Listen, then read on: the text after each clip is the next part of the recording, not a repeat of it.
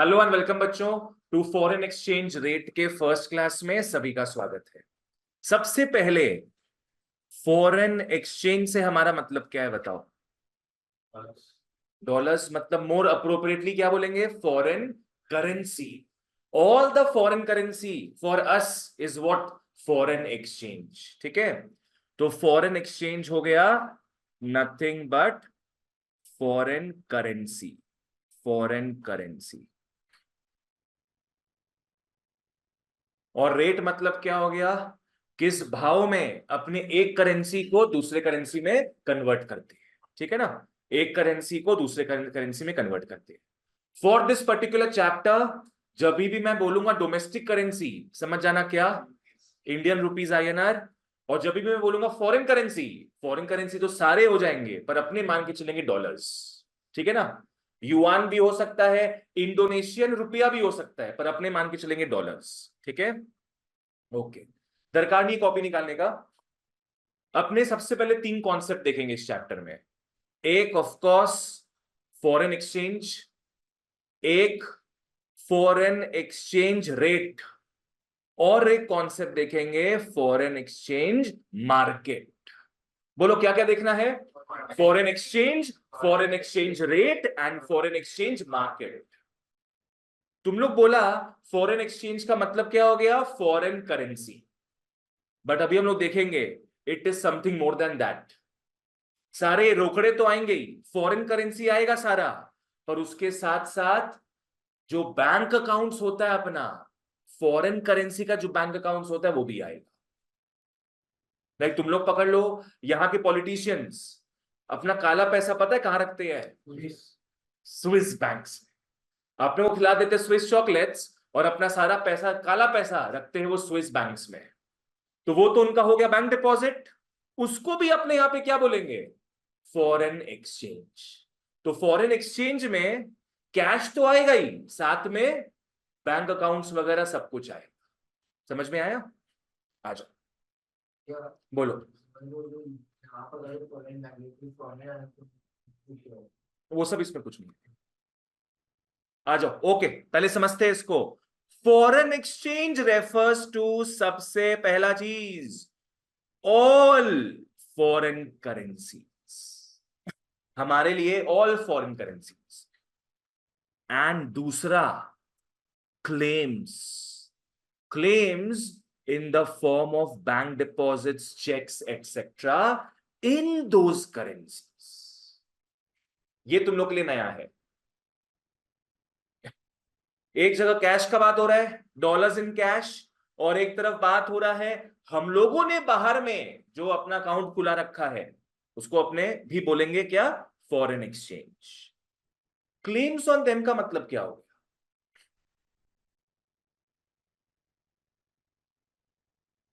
Checks वगैरह हो गया।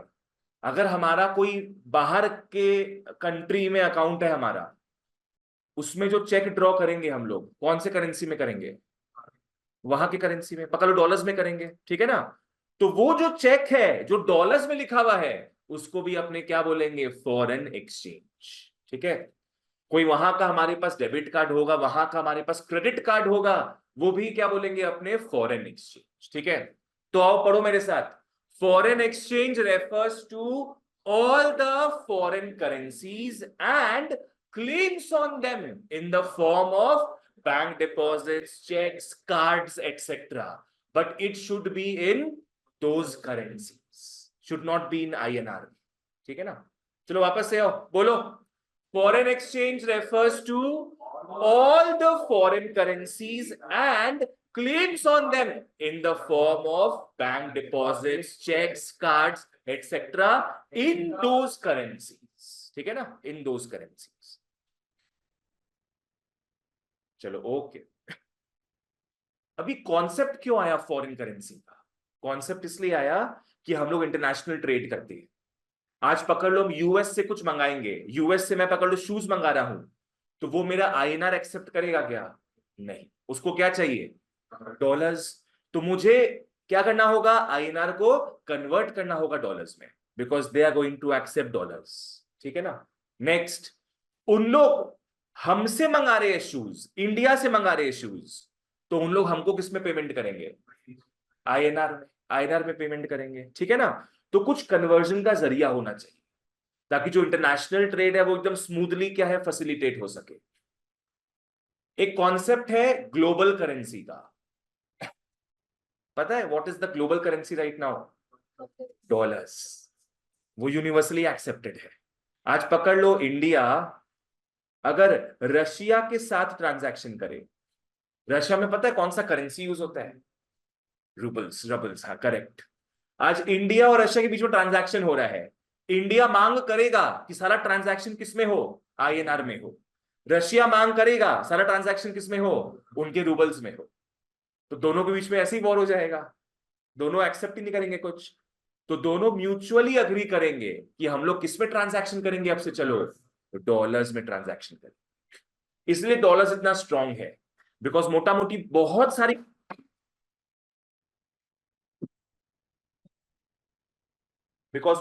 बहुत सारे कंट्रीज किस में ट्रांजैक्शन करेंगे? डॉलर्स में करते हैं। बट ये चीज चाइना चेंज करने जा रहा है। चाइना चाहता है कि क्या आगे बढ़े? उसका चाइनीज युआन, ठीक है ना, वो बहुत तेजी से चाह रहा है। वो लालच दे रहा है बाकी कंट्रीज को कि तुम लोग ट्रांजैक्शन मेरे ही करेंसी में, ठीक है। तो ये चीज है।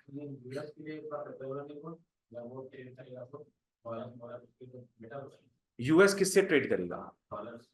हाँ, यूएस डॉलर्स में ट्रेड करता है हमेशा,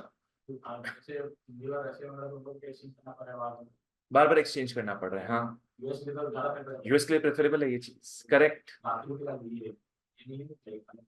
बाकी लोग सब एकदम इज्जत करते डॉलर्स का। आज इंडिया का जो अपने इतना बात पड़े, सेंट्रल बैंक के पास पता कितना डॉलर्स जमा है? 600 बिलियन प्लस डॉलर्स जमा है।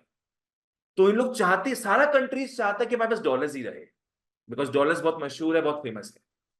आ जाओ। ओके, मार्क करते हैं बच्चों आना। अगर इंटरनेशनल पेमेंट वगैरह करना हो तो भैया सीधा सा बात है, currency has to be converted. Currency को तो कन्वर्ट करना पड़ेगा, कन्वर्ट करना पड़ेगा। ट्रेड, ट्रेड तभी पॉसिबल है बिटवीन नेशंस अगर तुम एक्सचेंज कर सकते हो currency of one country for that of another. Easy, बस कन्वर्ट करते जाओ और ट्रेड करते जाओ, सिंपल। जैसे इंडिया का डोमेस्टिक करेंसी क्या है? Indian rupee. यूएस का क्या है? डॉलर्स। ब्रिटेन का पाउंड, ब्रिटिश पाउंड्स, ठीक है। Next of foreign exchange rate में बहुत इजी इसका डेफिनेशन है। फॉरेन एक्सचेंज रेट एक रेट है, एक रेट है at which one currency is exchange for another currency, simple. बोलो एफईआर क्या हो गया? It is the rate at which one currency is converted for another currency. बोलो what is FE? Foreign exchange refers to all the foreign currencies and claims on them in the form of bank deposits, checks, cards, etc. in those currencies. Foreign exchange rate is the rate at which one currency is converted for another currency. Book में लिखा हुआ, चिंता नहीं है, लिखना मत इसको। दो तरीका होता है, दो तरीका होता है जिससे अपने ये एक्सचेंज रेट को डिनोट कर सकते हैं। पहला तरीका क्या है? जैसे $1 कितना, 83 82 के आसपास पकड़ लेते हैं, इज 83 रुपीज। एक तरीका ये है एक्सचेंज रेट को दिखाने का। यहां पे पता है किसको अपने प्रेफरेबल वे में रख रहे हैं? डॉलर्स। यहां पे अपने फॉरेन करेंसी को प्रमुखता दे रहे हैं। एक और तरीका क्या होता है, अपने कैसे लिखे? 1 rupees. 1 rupees is equal to क्या हो सकता होगा? कुछ भी हो जाएगा, मान लो $0.03 मान के चलो। तो यहां पे किसको अपने प्रमुखता दे रहे हैं? रुपीज को। यहां पे अपने बोलेंगे डोमेस्टिक करेंसी। इसमें से बताना कौन सा है फॉरेन एक्सचेंज रेट? दोनों ही तो है दोनों ही तो है फॉरेन एक्सचेंज रेट। यहां पे भी क्या हो रहा है, one currency is exchange for another currency.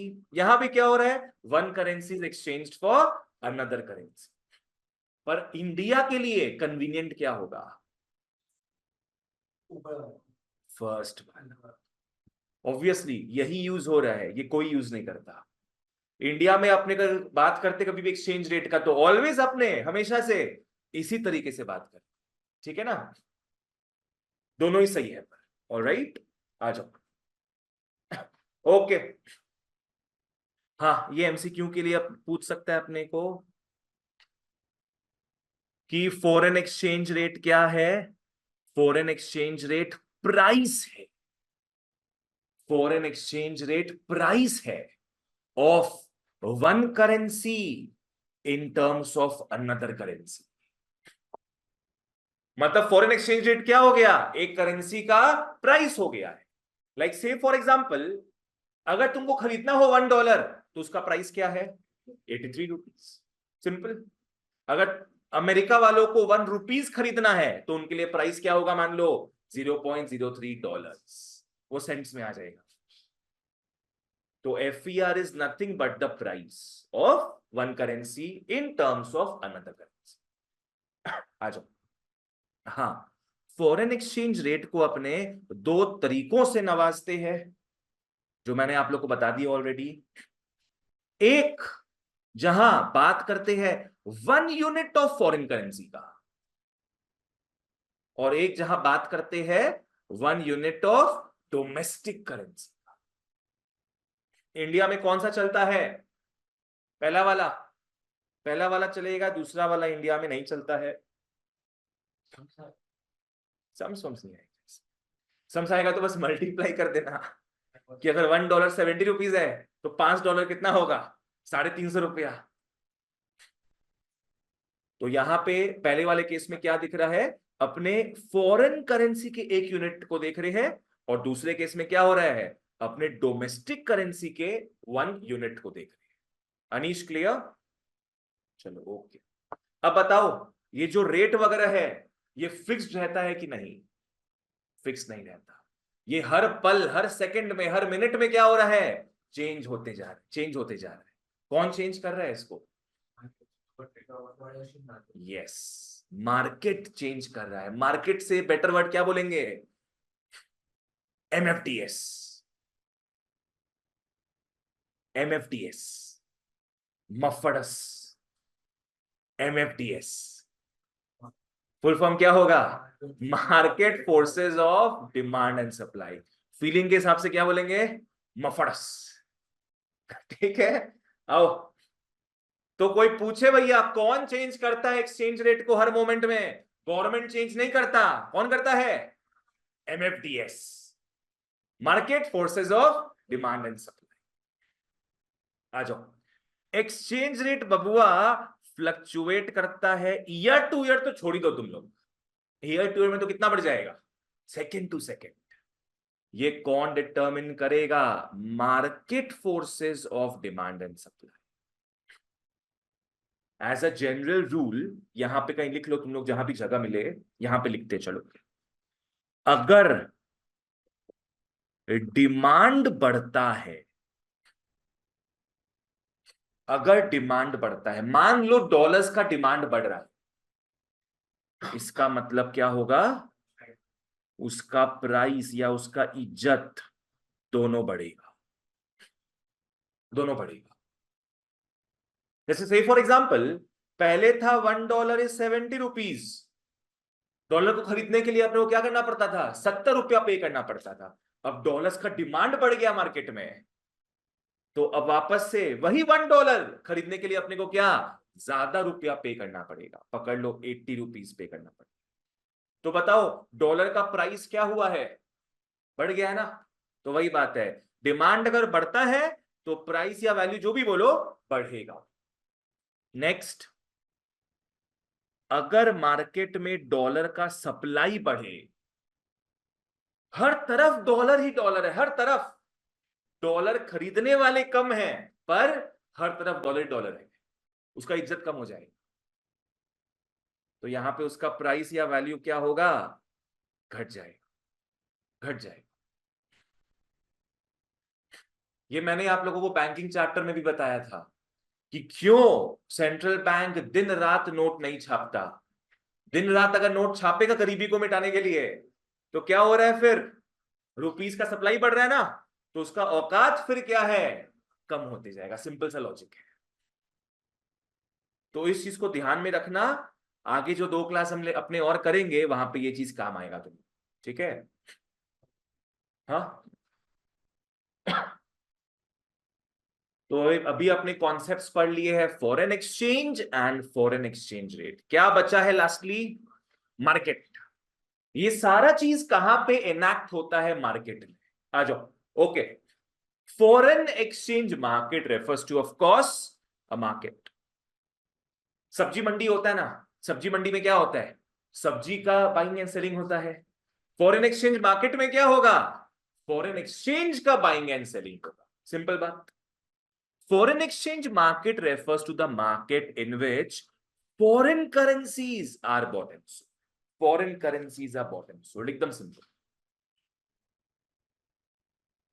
हाँ, people buy and sell foreign exchange, money लोगों का मोटिवेशन क्यों होता है खरीदना बेचना, बिकॉज उनको करना होता है इंटरनेशनल ट्रांजैक्शंस, उनको करना होता है इंटरनेशनल ट्रांजैक्शंस। आज जो बाहर से कुछ खरीदता ही नहीं है, बाहर से कुछ बेचता ही नहीं है, बाहर को कुछ बेचता ही नहीं है, उसको मतलब ही नहीं डॉलर्स से, क्या करेगा वो डॉलर्स का, कुछ नहीं करेगा। ठीक है ना। Dollars buying selling will only come into view when you want to work international. हाँ, यहां पे आ जाओ, एमसीक्यू के लिए इंपॉर्टेंट,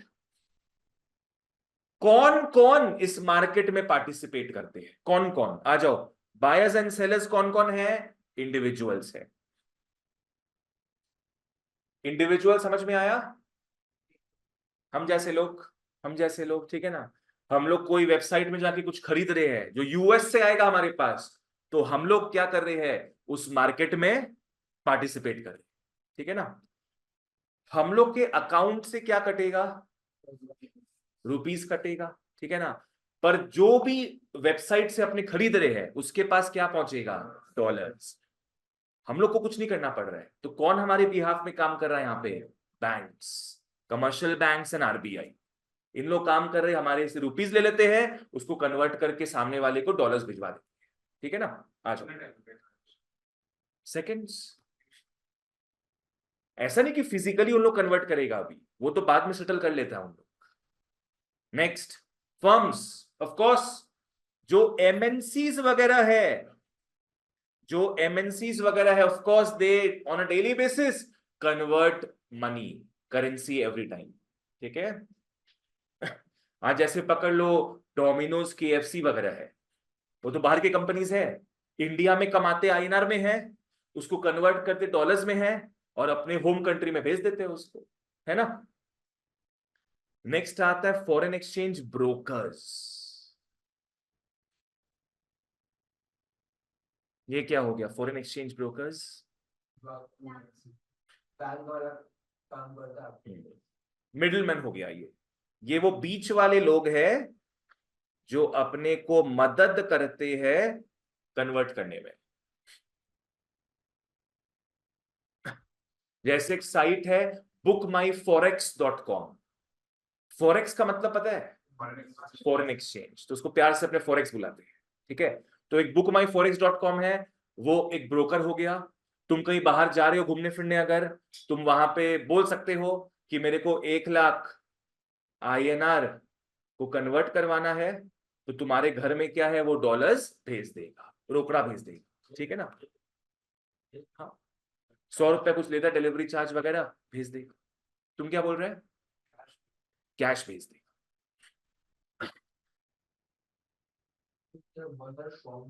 शॉप्स भी होता है, बिल्कुल सही। आसपास में बहुत सारे शॉप्स भी होते हैं, तुम वहां भी जाके एक्सचेंज करवा सकते हो। तो इन लोग क्या एग्जैक्ट रेट में बेचते हैं अपने को, चार्ज लेता है। जैसे पकड़ लो, राइट नाउ $1 अगर 83 रुपीज है, तो ऑब्वियसली इस पे काम नहीं करेगा, उन तो कमाएगा कैसे? उन लोग पकड़ लो $1 का 85 रुपीज चार्ज कर, मान लो ये चीज, तो हर $1 पे कमा रहे हैं उन लोग क्या, 2-2 रुपया। क्या लीगल है कि इलीगल है ये? लीगल है, परफेक्टली लीगल है, लीगल है पूरा ये। ऐसे नहीं करेगा तो कमाएगा कैसे? उन लोग अपने ऑफिस खोल के रख रहा है, रेंट पे कर रहा है, कमाएगा कैसे? बिल्कुल सही, बैंक्स में भी होता है पॉसिबल, पर कभी तुम लोग को मन हो करने का तो बैंक से कभी मत करना, लूटता है उन लोग। बैंक वाला बहुत, मतलब वो 89 ले लेगा, वो इतना ज्यादा ले लेगा। बैंक ब्रोकर्स कभी भी कमर्शियल बैंक से नहीं लेंगे, ब्रोकर्स हमेशा आरबीआई से। कमर्शियल बैंक भी डॉलर्स वगैरह कहां से लेगा? आरबीआई से। इकलौता एक ही जरिया है आरबीआई, वही ये सब सबको बांट सकता है, पर ब्रोकर ज्यादा सस्ता पड़ता है, और बैंक से कराओगे डायरेक्टली अगर, वो महंगा पड़ेगा तो। अरे वाह, ये सही बुद्धि लगाया ना, सारे ब्रोकर्स का बिजनेस बंद करवा दो तुम। हाँ नहीं, कोई फ्रॉड नहीं होगा उसमें। हाँ, अगर तुम कोई पकड़ लो, अभी 83 रुपीज चल रहा है $1, और वो तुमको बोल रहा है दिवाली सेल 53 रुपीज में आपको $1 देंगे हम, इसका मतलब वो प्रिंट आउट निकाल के दे रहा था तुमको। तो ये सब छल-कपट में कभी मत फंसना, इसका मतलब वो चैरिटी करने बैठा है। ठीक है, नेक्स्ट, कमर्शियल बैंक्स भी तुमको हेल्प करते हैं बाइंग एंड सेलिंग में, और सबका बाबूजी सेंट्रल बैंक। हाँ हाँ, पर सेंट्रल बैंक, अब अपने पढ़े थे बैंकिंग चैप्टर में, it is not public facing, central bank हम लोग को फेस नहीं करता है, ठीक है ना। चलो क्लियर है यहां तक? तीन चीज पढ़ ली अपने, एक एक करके रिवाइज करते हैं, आओ।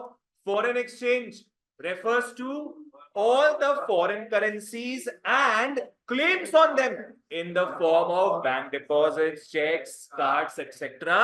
in those currencies. Next, foreign exchange rate refers to the rate at which one currency is converted to another currency.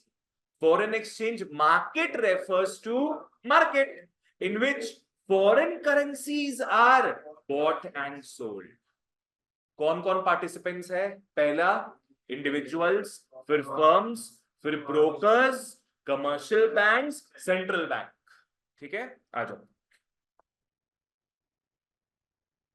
वाह, अब ये पार्ट आ रहा है।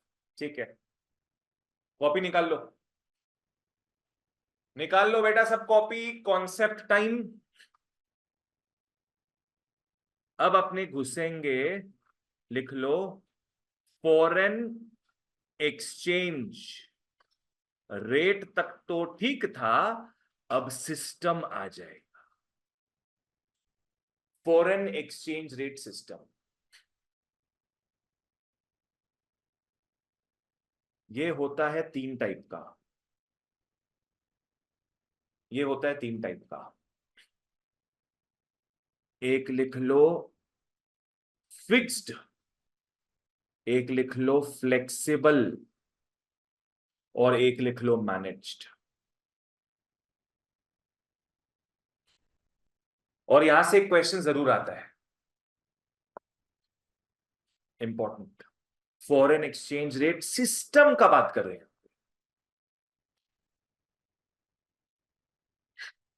सीबीएसई वाले एलपीजी में पढ़े थे कि फिट वाला चीज जो था, कि इंडिया 1991 में कहां से कहां शिफ्ट मारा था, फिक्स्ड से फ्लेक्सिबल में शिफ्ट मारा।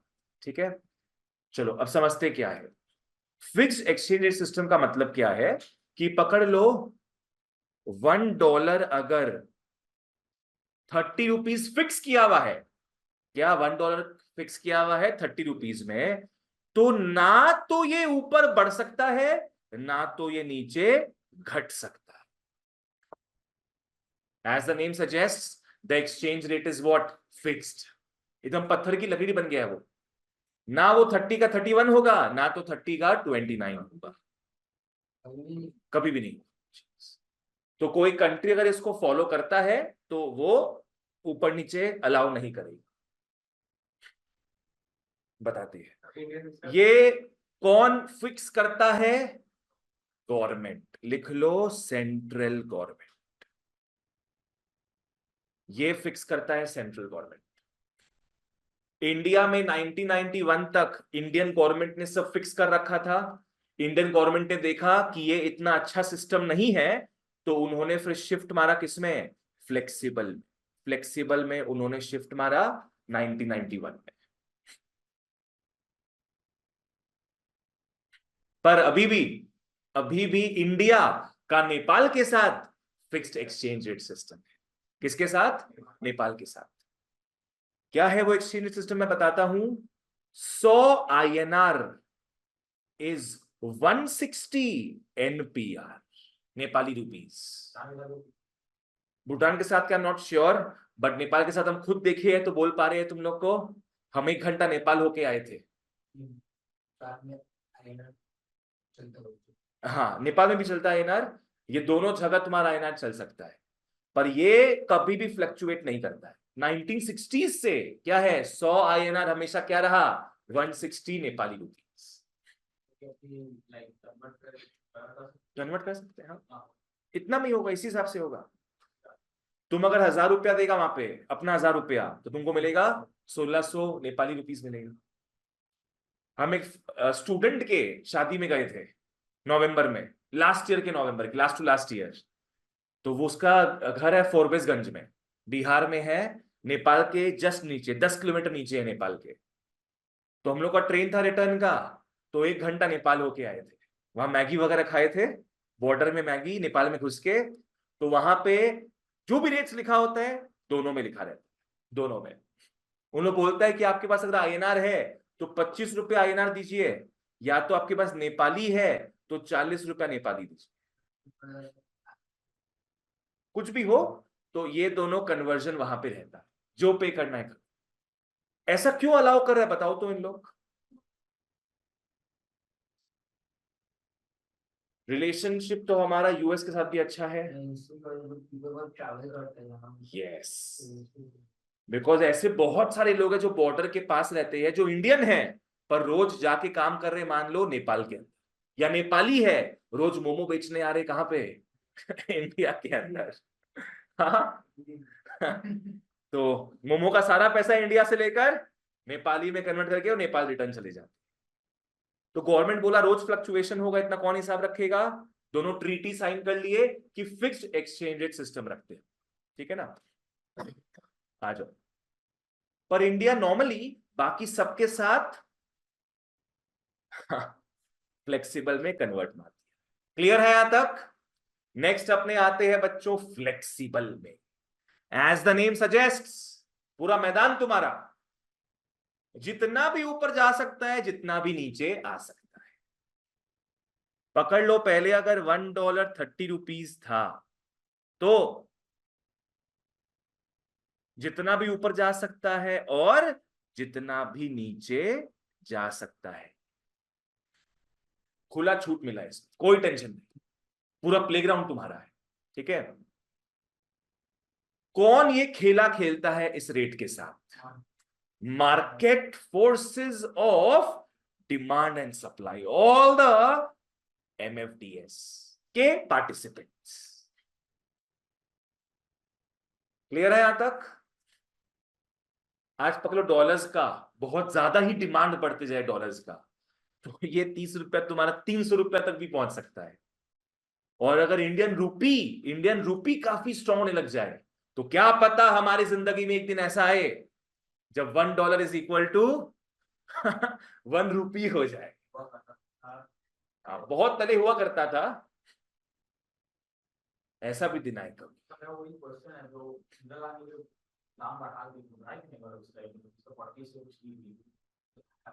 वो पहले से ही होता जा रहा था, वो भी थोड़ा सा की थी, वो इंपोर्ट एक्सपोर्ट के चक्कर के हिसाब से। समझा? जैसे अभी टर्की है ना, टर्की में प्रॉब्लम हुआ था, टर्किश लीरा।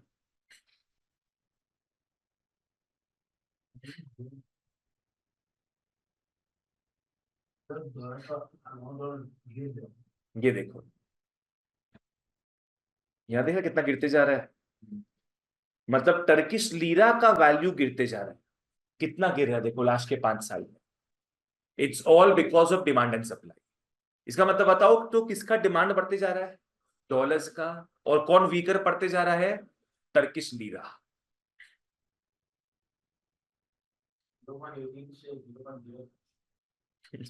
पॉइंट्स में देखना बहुत मुश्किल होता है, इससे बढ़िया उसको अपने कन्वर्ट करके देखे ना अगर, तो ज्यादा बढ़िया रहेगा। खैर ठीक है, समझ में आ गया ये। चलो नेक्स्ट आओ। Managed, managed contains the best part of both of these. Fixed का बताओ तो बेस्ट पार्ट क्या था, एक ही तो पार्ट था, फिक्स्ड रहता है। फ्लेक्सिबल का क्या पार्ट था, बेस्ट पार्ट, कि कहीं भी घूम सकते हैं। अब दोनों को मिला दोगे तो एक फिक्स्ड रेंज के अंदर तुम कहीं भी घूम सकते हो। ठीक है, जैसे पकड़ लो बच्चा लोग का स्कूटी का गाड़ी का लाइसेंस नहीं होता है, जब तो मम्मी पापा गाड़ी और स्कूटी दे देते हैं, पर एक रेंज मान देते हैं कि बांगुर के बाहर मत जाना, या अपने एरिया के बाहर मत जाना, वहां जहां घूमना है घूमो, और उसके बाहर मत जाना। तो ऐसी मैनेज्ड में क्या है, सेम एग्जांपल देते हैं चलो।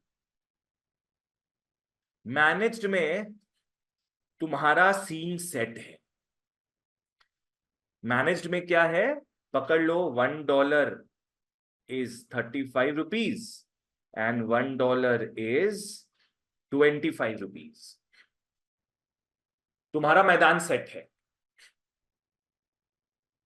बोलो तुम किसके अंदर गेम खेल सकते हो, 35 से 25 के बीच। तुम यहां तक जा सकते हो, यहां तक जा सकते हो, पर इस बैरियर को, इस रेंज को क्रॉस मत करना।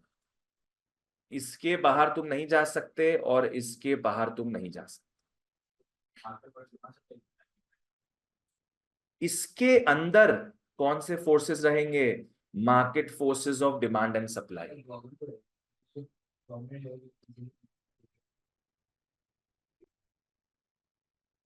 तो खेला खेल सकते हो डिमांड एंड सप्लाई का 30 से 25 के बीच में, पर अगर बाई चांस इस बैरियर को क्रॉस कर दो या इस बैरियर को क्रॉस कर दो, तो सेंट्रल बैंक इंटरवीन करके तुमको रेंज में घुसा दे।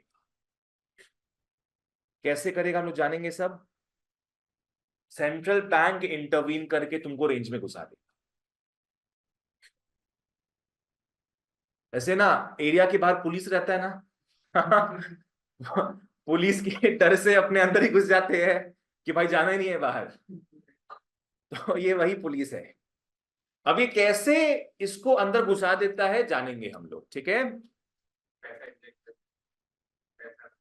पुलिस के बारे में बात कर रहे हैं क्या तुम, आओ चलो बताओ मेरे को। ओके, फिक्स्ड में एक्सचेंज रेट क्या होता है, फिक्स्ड। और फ्लेक्सिबल में क्या होता है, फ्लेक्सिबल।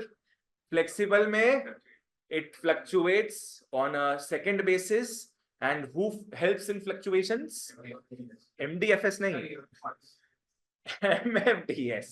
फीलिंग वही आ रहा था पर गलत बोल रहा था, और स्पेलिंग सही बोलना सब, market forces of demand and supply. Managed में क्या होता है, सेंट्रल बैंक हेल्प करता है तुमको तुम्हारे रेंज में रखने में, ठीक है। रेंज के अंदर फ्लक्चुएट कौन करवाएगा, MFDS, पर रेंज के बाहर जाने से कौन रोकेगा, सेंट्रल बैंक। अब इनके नाम तुम लोग सुन लो, इनके क्या क्या नाम है।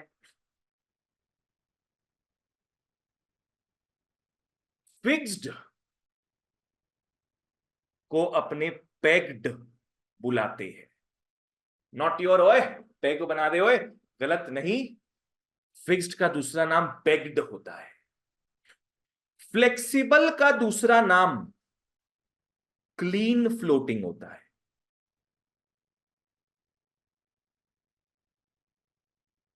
और मैनेज्ड, डर्टी पिक्चर से इंस्पायर्ड, मैनेज का दूसरा नाम डर्टी फ्लोटिंग होगा। ये होगा डर्टी फ्लोटिंग।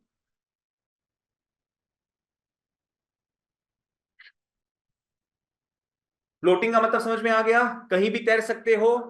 क्लीन फ्लोटिंग का मतलब ये हो गया कि यहां पे कोई तुमको रोकेगा नहीं, जहां फ्लोट करना है करो। ₹30 को 300, अब की बार 400 पार, कहीं भी पहुंचा दो, या 30 रुपए को 1 रुपए तक पहुंचा दो, कोई तुमको रोकने वाला नहीं है। पर इसको डर्टी फ्लोटिंग क्यों बोलते हैं? बिकॉज यहां पे सेंट्रल बैंक मैन्युपुलेट करता है। सेंट्रल बैंक इसको फ्रीली नहीं घूमने देता। सेंट्रल बैंक डर्टी पॉलिटिक्स खेलता है, उसको वो इस रेंज में घुसा के रखता है। ठीक है ना? नेक्स्ट आओ, एक क्वेश्चन आता है सेंट्रल बैंक के रोल के बारे में, कि सेंट्रल बैंक का कहां कितना रोल होता है। Let's talk about flexible first. Flexible में सेंट्रल बैंक कुंभकर्ण बन जाता है। मतलब क्या? सोता रहता है। उसको मतलब नहीं है कि मेरा इकोनॉमी डूब रहा है कि बढ़ रहा है। यहां पे सेंट्रल बैंक नो, मतलब नो रोल। बाकी दोनों में क्या सेंट्रल बैंक का रोल होता है? होगा। फिक्स्ड और मैनेज्ड में दोनों में इक्वल लेवल का रोल होगा कि किसी में कम ज्यादा है? मैनेज्ड में तुम कम बोला, फिक्स्ड में ज्यादा होगा। यस, मैनेज्ड में कम। फिक्स्ड में सेंट्रल बैंक का दिन रात का रोल है, मैक्सिमम मैक्स। फिक्स्ड के केस में सेंट्रल बैंक सो ही नहीं सकता। मान, जितना सुना था फ्लेक्सिबल में सो लो, फिक्स्ड में नहीं सो सकता वो। क्यों फिक्स में नहीं सो सकता? बिकॉज गवर्नमेंट ने ऐलान कर दिया है कि $1 इज 30 रुपीज में ही तुमको फिक्स रखना है। तुम 30 का 30.10 भी नहीं करा सकते हो, और 29.90 भी नहीं करा सकते। अगर इतना हल्का सा भी फ्लक्चुएशन हो ना, सेंट्रल बैंक को इंटरवीन करना पड़ेगा और उसको इसी लेवल पे रिटेन करवाना पड़ेगा। कैसे वो करवाता है, लोग जानेंगे इस चीज को। ठीक है ना? बस यहां याद रखो कि हमेशा चौकन्ना रहना पड़ता है किसको? Central bank. यहां पे सेंट्रल बैंक एक वैल्यू पे फिक्स रखवाता है, और यहां पे सेंट्रल बैंक एक रेंज में फिक्स रखवाता है। ठीक है ना? तो यहां उसका कम रोल होगा। जब तक यहां पे तैर रहे हो, सेंट्रल बैंक आराम से खराटे ले सकता है, और जैसे ही बाहर आ जाओगे, central bank will come to play. तो यहां बताओ सेंट्रल बैंक का कैसा रोल होगा? मिनिमम। वहां था मैक्सिमम, यहां हो जाएगा मिनिमम। तो तुम लोगों को मस्त, तुम लोगों को ज्ञान दे दिए है पूरा फ्लो चार्ट में, about all the three types of what? Foreign exchange rate systems. ठीक है? इंडिया कौन सा फॉलो करता है? इसको एरो देकर बच्चों यहां पे ले जाओ। लेकिन डॉलर में ये है मैनेज, डॉलर में मैनेज है, सब में मैनेज्ड है, बस वो नहीं पता। पर उन लोग खुद ऑल्टरनेट करते रहते हैं, वो कि 1% 2% वैसे करके। पता नहीं वो इंटरनल चीज है उन लोग का, और वो हमेशा चेंज होता रहता है, हमेशा रेंज में तो रहता है ना वो। अगर आरबीआई सोचता अगर कि 100 रुपया हो जाए अगर, तब भी हम पूरा उसको अंदर घुसा देंगे, तो वो दे ओनली नो। क्यों मालूम होना चाहिए तुमको? तो वो लोग एकदम उठा के किसको नहीं कर सकता। नहीं, अगर 30 रुपया करे भी उन लोग, तो भी किसी ना किसी को काफी प्रॉब्लम होगा। किसी ना किसी को प्रॉब्लम होगा, तो आरबीआई चाहता है कि जहां है अभी रेट फिलहाल, वहीं पे ही बहुत समय तक रहे। अगर आरबीआई $1 इज इक्वल टू ₹1 भी ले आए, जो कि पॉसिबल नहीं है, उतना भी ले आए, तो बहुत लोगों को प्रॉब्लम होगा उस केस। कैसे क्या प्रॉब्लम होगा वो आगे जानेंगे हम। कैसे प्रॉब्लम होगा जानेंगे। आओ रिटर्न इसमें आओ, यहां पे तीनों नाम लिख लो तुम लोग।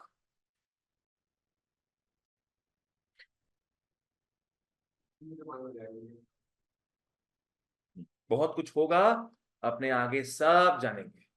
चलो आ जाओ। ओके, मेन टाइप्स तीनों नाम लिख लो सब। फिक्स्ड ईआरएस, फ्लेक्सिबल ईआरएस, और मैनेज्ड ईआरएस। जहां जो समझ नहीं आए प्लीज मेरे को पूछ लिया करो।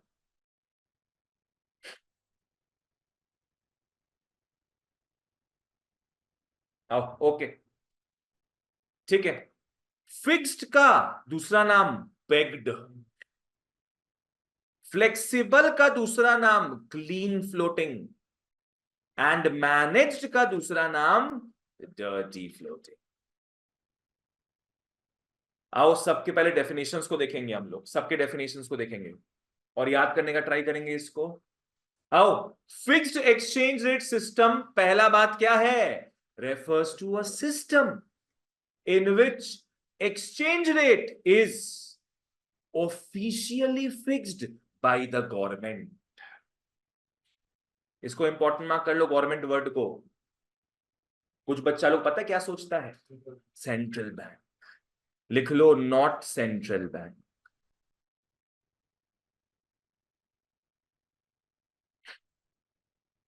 ये एक्सचेंज रेट फिक्स करवाता है गवर्नमेंट, पर ड्यूटी किसका है उसको वहां पे फिक्स रखने का, सेंट्रल बैंक का। रूल्स तो गवर्नमेंट ही बनाएगा।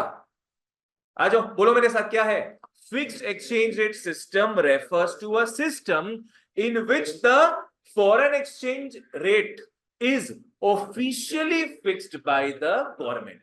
Officially fixed by the government, foreign exchange rate is officially fixed by the government. Next आओ फ्लेक्सिबल में, फ्लेक्सिबल में आओ। फ्लेक्सिबल एक्सचेंज रेट सिस्टम भी क्या है, एक सिस्टम है जहां exchange rate is determined bye market, लिखना यहां पे market, market forces of demand and supply. Market forces of demand and supply कहां पे होता है ये सब चीज, in the foreign exchange market, in the foreign exchange market. अच्छा, इससे एक और चीज याद आया, ये अपने पढ़े थे ना कौन बायर्स एंड सेलर्स होते हैं, यहां पे कहीं लिख लो not government. Foreign exchange market के बहुत सारे पार्टिसिपेंट्स उससे जैसे अपने पढ़े, पर गवर्नमेंट नहीं होता है उसमें, ठीक है ना। गवर्नमेंट के बिहाफ में कौन आ जाता है, सेंट्रल बैंक। हाँ आओ इसमें रिटर्न, ओके पढ़ लो क्या है, flexible exchange rate system refers to a system in which the foreign exchange rate is determined by the market forces of demand and supply in the foreign exchange market. That's it. Lastly, managed exchange rate system में आते हैं, it refers to a system in which the exchange rate is of course determined by the market forces of demand and supply, but एक but भी जुड़ जाएगा यहां पे। But क्या है, central bank influences the exchange rate. Influences के पास लिख लो manipulates.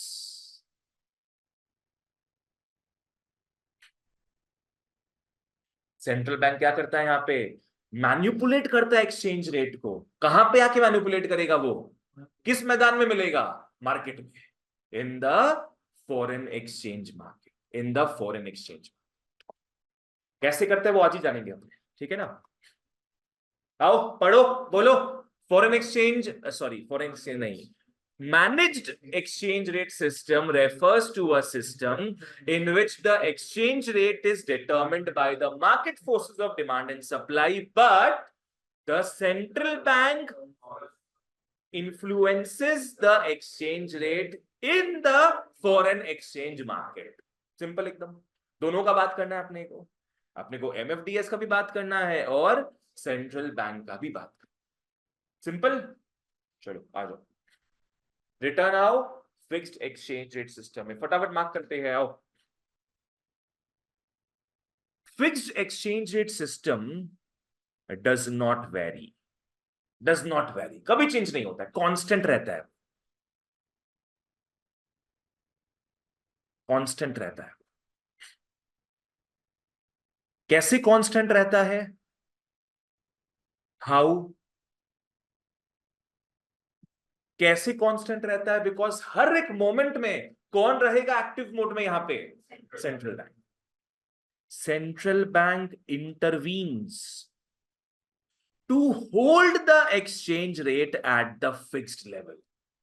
Central bank intervenes to hold the exchange rate at the fixed level. ठीक है, कैसे इंटरवीन करता है वो, कैसे इंटरवीन करता है? क्या वो मारामारी करेगा क्या, कि नहीं नहीं नहीं इसको यहां पे लाइए यहां पे लाइए, नहीं। कैसे इंटरवीन करता है? वो बाई या सेल करता है फॉरेन एक्सचेंज। वो डॉलर्स को या तो खरीदता है अगर डॉलर्स का डिमांड बढ़ाना है तो, या डॉलर्स को वो बेचता है अगर डॉलर्स का सप्लाई बढ़ाना है। इसी कॉन्सेप्ट को मैं कॉपी में लिखाऊंगा, ठीक है ना, थोड़ी देर में। आओ, आज देखो, सेंट्रल बैंक अगर इंटरवीन करेगा तो उसके पास कुछ औकात भी तो होना चाहिए, है ना। आज उसके गुल्लक में कुछ भी नहीं है और वो बेटा इंटरवीन कर रहा है फिक्स रखने के लिए, ऐसा तो पॉसिबल नहीं हो सकता है। सेंट्रल बैंक तभी बाइंग एंड सेलिंग कर सकता है डॉलर्स का अगर उसके पास क्या पड़ा हुआ हो, लार्ज फॉरेन एक्सचेंज रिजर्व्स। कुछ औकात होगा तभी तो कर पाएगा। आओ, कैसे इंश्योर करता है कि एक्सचेंज रेट फिक्स रहे? कैसे वो इंश्योर करता है कि एक्सचेंज रेट फिक्स रहे? वो होल्ड करता है बच्चों large reserves of foreign currency. अगर तुम किसी को धमका रहे हो तो मेक श्योर करो कुछ है तुम्हारे पास। हमारे चाचा तो विधायक है, तो चाचा को सही में विधायक होना पड़ेगा। आओ, हाँ, इसको इंपॉर्टेंट मार्क कर लो और लिख लो कॉपी। आओ कॉपी में मैं समझाता हूं, फिर अपने इसको पढ़ेंगे, ठीक है ना। कॉपी में आ जाओ,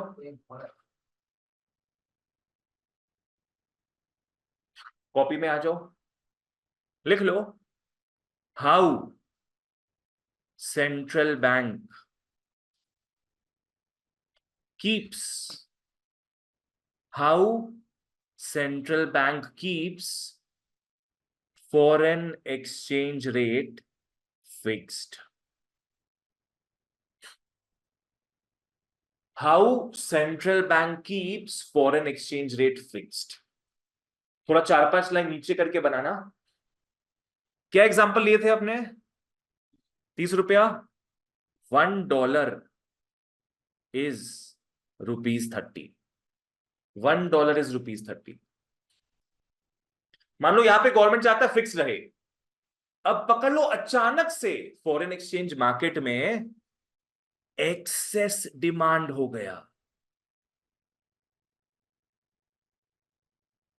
ऑफ डॉलर्स। अचानक से मार्केट में कोई भी कारणवश क्या है, डॉलर्स का एक्सेस डिमांड हो गया। ऊपर लिखा है थे तुम लोग को, डिमांड बढ़ता है कोई चीज का तो क्या होगा, प्राइस बढ़ेगा, प्राइस बढ़ेगा। अगर डॉलर्स का डिमांड बढ़ रहा है, इसका मतलब, इसका मतलब अब क्या हो गया है बच्चों, $1 मान लो अब 35 रुपया हो गया। $1 मान लो अब 35 रुपया हो गया। समझ में आ रहा है ये चीज? क्या सेंट्रल बैंक ये चाहेगा? नहीं, बिकॉज गवर्नमेंट को खुश रखना है और गवर्नमेंट बोल के रखा है कि कहां खुश रहेगा वो, 30 रुपए में। तो अब इसको यहां पे रिटर्न लाना है। किसका औकात बढ़ा हुआ था? डॉलर्स का औकात बढ़ा हुआ था। डॉलर्स का औकात बढ़ा हुआ था तो डॉलर्स के औकात को कम करना पड़ेगा। तो आरबीआई क्या करेगा, यहां पे लिख लो, RBI, RBI sells dollars. RBI यहां पे क्या करेगा, वो डॉलर्स को सेल करेगा। बहुत बहुत ज्यादा डॉलर्स वो मार्केट में उतार देगा। डॉलर्स को मार्केट में उतारेगा मतलब डॉलर्स का क्या बढ़ेगा, सप्लाई बढ़ेगा। डॉलर्स का सप्लाई बढ़ेगा। और तुम लोग को लिखाए थे, जब कोई भी चीज का सप्लाई बढ़ता है उसका प्राइस कम होने लग जाता है। तो वो इतना डॉलर्स को सेल करेगा जब तक ये यहां रिस्टोर नहीं हो जाए। अनयूज क्लियर है ये? नेक्स्ट इसका दूसरा व्यू पॉइंट देखते हैं। यहां तक ये खत्म। अब पकड़ लो मार्केट में कोई भी कारणवश क्या हो रहा है, एक्सेस सप्लाई हो रहा है डॉलर्स का। कोई भी कारण से सब डॉलर्स को बेच ही रहे, डॉलर्स को सब बेच ही रहे, तो डॉलर्स का औकात कम हो गया ना। एग्जाम्पल क्या होगा, 25, 30 तो ऑलरेडी है बाबू, ₹25 हो जाएगा। आरबीआई चाहेगा इसको? नहीं, आरबीआई चाहेगा वो 30 में कॉन्स्टेंटली मेंटेन रहे। आरबीआई क्या करेगा? आरबीआई आरबीआई देख रहा है कि मार्केट में इतना सप्लाई है डॉलर्स का, तो वो उसको लेना स्टार्ट कर देगा, खरीदेगा। RBI buys dollars. RBI suddenly बहुत डॉलर्स खरीदना स्टार्ट कर देगा, मतलब आरबीआई डिमांड क्या कर रहा है? बढ़ा रहा है ना? तुम कोई चीज बहुत खरीद रहे हो मतलब तुम उसका डिमांड बढ़ा रहे हो। तो आरबीआई बेसिकली क्या करेगा? डिमांड को बढ़ा देगा। कब तक डिमांड बढ़ाएगा वो? जब तक कि 30 रुपए में ना पहुंच जाए। तो वो आर्टिफिशियल डिमांड इस तरीके से क्रिएट करे। क्या हो रहा था यहाँ पे? Excess supply. तो मार्केट में डॉलर्स ही डॉलर्स बढ़ती पड़ा है। इन लोग उठाता है गवर्नमेंट से। यूएस का जो गवर्नमेंट है या फिर दूसरे गवर्नमेंट्स हो गए, दूसरे सेंट्रल बैंक्स हो गए, वो बोल रहे कि हम लोग को बेचने का है डॉलर्स को, आरबीआई उठा लेगा वहां से। मार्केट में बहुत ज्यादा डॉलर्स आ रहा है, तभी तो प्राइस घटा ना। तो आरबीआई उन सारे डॉलर्स को खरीद लेगा जब तक कि ये यहां तक पहुंचना चाहिए। It's all a simple case of what? Demand and supply. Demand and simple है। जैसी डॉलर्स का डिमांड बढ़ेगा, आरबीआई क्या करेगा? डॉलर्स का सप्लाई बढ़ा देगा ताकि कैंसिल आउट हो जाए। जैसी डॉलर्स का सप्लाई बढ़ेगा मार्केट में, आरबीआई क्या करेगा? डॉलर्स का डिमांड बढ़ा ताकि वापस से वो सेम लेवल में आ जाए। सिंपल। अंकुश क्या पूछना है पूछो। चलो आगे बढ़ते हैं फिर। इसीलिए बच्चों बात यही है, ये सब आरबीआई कब कर पाएगा? जब उसके पास large reserves of foreign exchange हो, डॉलर्स। नहीं तो कहां से वो डॉलर्स बेचेगा? 10-20 डॉलर बेच के क्या पूरा देश को तरक्की करा देगा क्या? नहीं। ये सब के लिए बहुत बहुत डॉलर्स खरीदना पड़ता है या बेचना पड़ता है। आ जाओ रिटर्न। अब तुम लोग को हो सकता है ये लाइन समझ में आए। आओ पढ़ते हैं इसको। पहले ये पढ़ना, जब भी एक्सेस डिमांड होगा फॉरेन एक्सचेंज का, बोलो इसका मतलब क्या है? किसका डिमांड ज्यादा है? डॉलर्स का। डॉलर्स का डिमांड ज्यादा है तो आरबीआई तब क्या करेगा? उसको शांत करेगा। शांत कैसे करेगा? सप्लाई बढ़ा के। सप्लाई बढ़ाएगा मतलब क्या बताए थे? सेल कर देगा डॉलर्स। आरबीआई सेल करेगा, सप्लाई करेगा, जिससे कि डिमांड कैंसिल आउट हो जाए। नेक्स्ट दूसरा केस, अगर मार्केट में कुछ ज्यादा ही सप्लाई हो रहा है डॉलर्स का, तो आरबीआई उसको समेट लेगा। आरबीआई क्या करेगा? It will by the extra dollars. वो आर्टिफिशियल डिमांड क्रिएट करेगा। उसको दरकार नहीं डॉलर्स का, पर डॉलर्स का डिमांड उसको करना पड़ेगा ताकि वो सप्लाई को ऑब्जॉर्व कर सके और फिर रिस्टोर हो सके हमारा फिक्स्ड वैल्यू। उत्प्लक्ष क्लियर? चलो आ जाओ। जिसने बोले ना कि आरबीआई सो नहीं सकता उस केस में, पूरा हमेशा एक्टिव मोड में रहना पड़ेगा उसको। तभी बहुत सारा कंट्रीज क्या है, अब फिक्स सिस्टम छोड़ दिया है, छोड़ दिया फिक्स सिस्टम। अब आओ बेसिक पर्पस में। पहले के कंट्रीज क्यों फिक्स सिस्टम को फॉलो करते थे? Just because of one reason, ताकि इंटरनेशनल ट्रेड जो है वो स्मूथ बेसिस में चले। मैं बताऊंगा कैसे, मार्क कर लो पहले। बेसिक पर्पस क्या था कि लोग फिक्स सिस्टम ही फॉलो करते थे? It ensures stability in foreign trade. It ensures stability in foreign trade. इसका मतलब क्या समझना? जैसे पकड़ लो, आज मैंने किसी से डील साइन किया, आज रेट है मान लो $1 इज 30 रुपीज, ठीक है ना? आज मैंने किसी से डील साइन किया कि आई विल बाई $100 का शूज। तो मेरे लिए कितना पड़ेगा वो आज? 3,000 पड़ेगा। मैंने आज डील साइन किया, पर मैं बोल रहा हूं पेमेंट 2 महीना बाद होगा। 2 महीना बाद। क्या टाइम है? 2 महीना बाद। पर अगर फिक्स्ड सिस्टम नहीं हो, क्या पता 2 महीने बाद बेटा 90 रुपया हो जाए। क्या पता $1 90 हो जाए। क्या मैंने अभी तक पे किया है? नहीं। मैं बोला मैं 2 महीने बाद पे करूंगा। अब उस जूता का दाम कितना हो गया होगा? 9,000। मैंने उसको वादा किया था कि मैं खरीदूंगा भैया, 2 महीने बाद खरीदूंगा। अब बताओ, अब मैं खरीदने वाला हूं क्या? अब मैं खरीदने जाऊंगा तो मेरे को देना पड़ेगा 9,000 रुपया, जो कि 3,000 रुपए का ही था। तो यहां पे अब ट्रेड हो रहा है क्या? मैं कुछ भी बहाना करके क्लोज कर दूंगा वो चीज कि मेरे को चाहिए नहीं, पाँव टूट गया मेरा, पाँव एम्प्यूटेट हो गया है, दोनों पाँव टूट गया, मैं शूज का क्या करूंगा? I will play emotional drama. तो ट्रेड नहीं हो पा रहा है, प्रॉब्लम होगा फिर, है ना? तो इस केस में बायर या फिर सेलर हमेशा कोई ना कोई क्या है, दगाबाज निकलेगा, कोई ना कोई ट्रेड को स्टॉप करा दे। पर इमेजिन करो अगर फिक्स सिस्टम ही हो, तब मेरा पाँव टूटता क्या? नहीं, पाँव टूटता नहीं मेरा। तब 2 महीना बाद भी क्या है बच्चों, 30 रुपया ही रहता।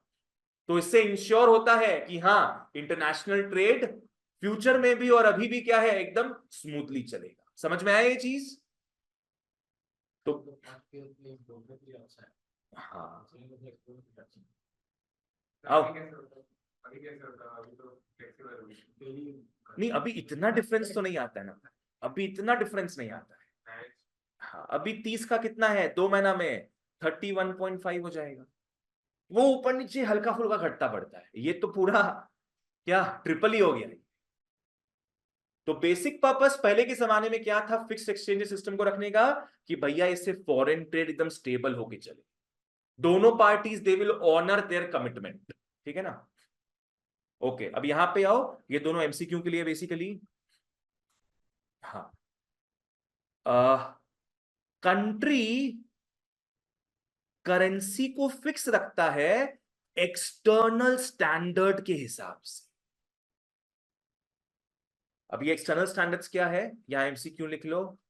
एमसीक्यू में पूछ सकता है, गोल्ड के हिसाब से तुम अपना फिक्स कर सकते हो, या सिल्वर के हिसाब से, या कोई अदर प्रीशियस मेटल, या अनदर करेंट कंट्री का करेंसी। इन 4 चीजों के थ्रू तुम अपने कंट्री के करेंसी के वैल्यू को फिक्स कर सकते हो। आज पकड़ लो, इंडिया ने पहले अगर मान लो $1 30 किया होगा अगर, तो वो कुछ सोच के किया होगा। क्यों वो $1 3 नहीं किया? कुछ सोच के किया होगा 30 रुपीज। क्या सोच के किया, आओ मैं बताता हूं। इसमें गोल्ड को इंपॉर्टेंट ना कर। अपने को पता है हर कंट्री के सेंट्रल बैंक के पास क्या पड़ा हुआ है, गोल्ड। जितना ज्यादा गोल्ड है उस सेंट्रल बैंक के पास, उतना उस कंट्री का इज्जत है, because gold is a real asset. ठीक है ना? आज पकड़ लो, इंडिया $1 30 किया होगा, तो इंडिया को यह पता है कि यूएस में डॉलर्स यूज होता है ना, यूएस के पास क्या पता 30 गुना ज्यादा क्या हो, गोल्ड हो, 30 गुना ज्यादा। इसीलिए इंडियन गवर्नमेंट क्या पता इस तरीके से किया। आज मान लो यूएस के पास 15 टाइम्स गोल्ड ज्यादा होता अगर, तो क्या करता, $15 रख देता। नहीं नहीं, अभी नहीं है, ये फिक्स्ड का बात कर रहे हो, अभी तो एकदम भी ऐसा कुछ काम नहीं है। ठीक है ना? समझ में आ रहा है? कुछ बेसिस पे तुम सेट करते हो अपने वैल्यू को, हवा में बात नहीं करते अपने। आज इंडिया का भी औकात अगर अमेरिका जितना होता, तो अपने क्या कहां फिक्स रखते, $1 = 1 रुपी फिक्स रखते। पर उसके लिए जितना यूएस के सेंट्रल बैंक के पास गोल्ड है, उतना ही हमारे पास होना चाहिए। पर क्योंकि अपना थोड़ा औकात कम है, तो अपने अलग तरीके से रखे थे। समझ में आ रहा है क्या है? कुछ बेसिस पे ही फिक्स्ड अपने को रखना पड़ता था वैल्यूज। आज 100 इंडियन रुपया क्या है, 160 नेपाली रुपया है। इसका मतलब हमारा औकात ज्यादा है नेपाल के मुकाबले, गोल्ड के वजह से।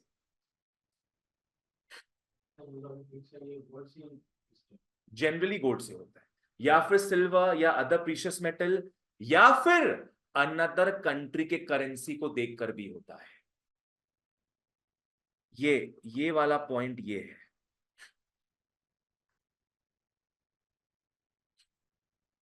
अगर तुम अपने करेंसी का वैल्यू दूसरे कंट्री के करेंसी पे कॉपी पेस्ट कर देते हो, उसके हिसाब से चलाते हो, उसको अपने पेगिंग बोले। क्या है? When value of domestic currency is tied to what? The value of another currency, it is called pegging. इसका मतलब क्या समझना? आज पकड़ लो जिम्बाब्वे। जिम्बाब्वे क्या है, एकदम डूब चुका था। जिम्बाब्वे अपना करेंसी कोई चला नहीं पा रहा था, तो जिम्बाब्वे में यूज हो रहा था यूएस का डॉलर्स। 4-5 साल यूज हुआ यूएस का डॉलर्स। तो वहां का जो डोमेस्टिक करेंसी है, किससे टाइड हो गया? यूएस डॉलर्स, अदर करेंसी से टाइड हो गया। तो उस समय बोल सकते जिम्बाब्वे क्या फॉलो कर रहा था? पेग्ड करेंसी सिस्टम फॉलो कर रहा था, पेग्ड। ठीक है ना? जब तुम्हारा कंट्री का करेंसी कोई और कंट्री के करेंसी को यूज करता है, उससे टाइड हो जाता है पूरा, तो उसको क्या बोलेंगे आपने? पेग्ड। क्लियर? इसमें से कुछ आएगा नहीं, बस एमसीक्यू के लिए पूछ सकते हैं आप। इसको काट दो। ठीक है, चलो। यहां तक सबको क्लियर था क्लास? चलो एक बार अपने डेफिनेशन रिवाइज करते हैं इन तीनों सिस्टम्स का। पहला तीन तो क्लियर है, फॉरेन एक्सचेंज और रेट और मार्केट। अब सिस्टम्स का तीनों डेफिनेशंस फॉलो करते हैं। आ जाओ बोलो। Fixed exchange rate system refers to a system in which the exchange rate is officially fixed by the government. ठीक है? Flexible exchange rate system refers to a system in which the exchange rate is determined by the market forces of demand and supply in the foreign exchange market. Clear? Foreign नहीं क्या? Managed. Managed exchange rate system refers to a system in which exchange rate is determined by the market forces of demand and supply, but is also influenced by the central bank in the foreign exchange market. Simple. ठीक है? चलो, that's it for today. आज अपने पूरा fixed तक खत्म कर चुके हैं, और 2 क्लासेस में ये चैप्टर ओवर कर देंगे। जो डिलीटेड पार्ट्स होगा वो मैं बता दूंगा। ठीक है ना? बाय ऑनलाइन ऑफलाइन वालों बच्चों, टेक केयर, सी या।